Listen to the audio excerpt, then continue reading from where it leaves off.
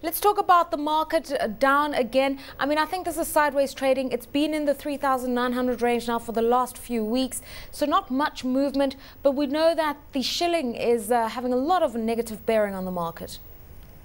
That's pretty true. The market has been trading flat for the last about 2 weeks, and actually, it's usually very difficult for the market to go up past the 4,000 mark. Once it passes it, it's usually a psychological ceiling for the market, and we actually expect this to hold until things improve in the currency front. The central bank has now spoken out. It's going to do a series of things. It's looking at the possibility of currency manipulation. It's looking at policy measures. It's looking at potential arbitrage. Let's start with this whole idea that there are a few banks that may have been involved in speculative trade on the currency. We're talking about outflows in the region of $270 million from Kenya. Is that a valid argument? Yes, actually it is, and in fact the governor just had a press briefing this afternoon, and I think the points that stood out most is that he'll actually not wait for the MPC meeting in August, which is it's held every 2 months. The last one was in June, where he upped the CBR rate. So we actually expect he said the CBR rate may rise in the beginning of July. So we actually expect the CBR rate to go up. And also the other thing was that whenever CBK comes to the market looking for currency, they've opened up the market. It won't be restricted to only banks. Basically, any people with FX deposits will be able to participate if they think the rate is good. Basically, this is to improve competitiveness and not restrict it only to banks.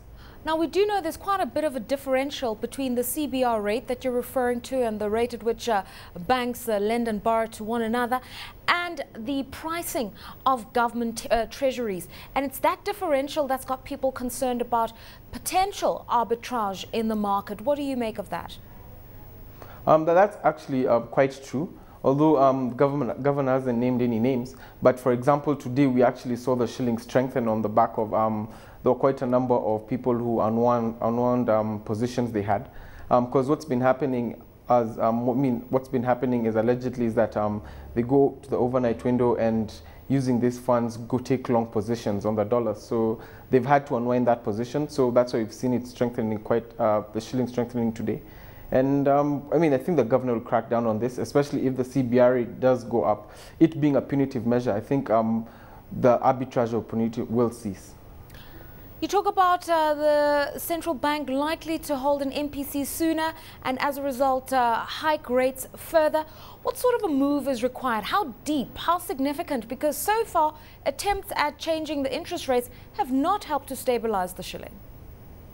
That's actually true, because the MPC meets every 2 months, and if we had continued the trend we were on of pushing it up by 25 basis points or 50 basis points every 2 months, that would not have been enough.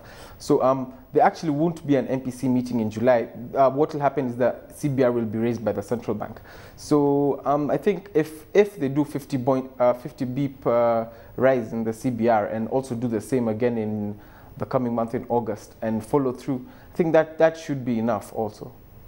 For those looking at government treasuries at the moment, government securities, they must be jittery. Just looking at the volatility and the weakness of the shilling at the moment, looking at inflation almost at 13%, concerned that monetary tightening is not having an effect. How would you play the money markets? What's been happening, especially the fixed income market, we've actually seen a lot of foreign investors who are bleeding exit their positions in the fixed income market. But the rates are pretty good, but I think because of the volatility of the exchange rate, that's what scaring off foreign investors from the fixed income market. But the rates on the 91-day are really good at levels of 9%, and on the 2-year at levels of 12.4%. These are rates that we haven't seen in quite a while. So I think what you do is basically stay short, and mostly a lot of investors are actually concentrating on treasury bills, and where it's actually a bit more liquid than a treasury bond at the moment, because you only held in for about 3 to 6 months. Staying on the short end would be the prudent way to go, actually. Let's talk about what we're seeing on the equity side.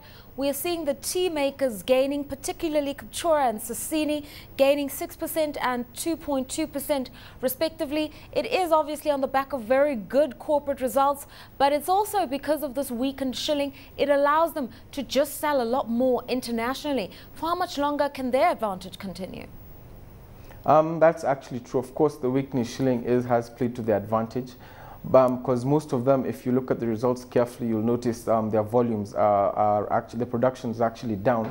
But also we've seen quite a bit of revaluation of biological assets. This is usually quite a gray area, but I don't think this will hold for long. Once we see the shilling stabilize, which it will, because I mean, if it's not supported by fundamentals at these levels, so going forward towards the second half of the year, I think the shilling will stabilize. We might not see these returns at by the end of the second half.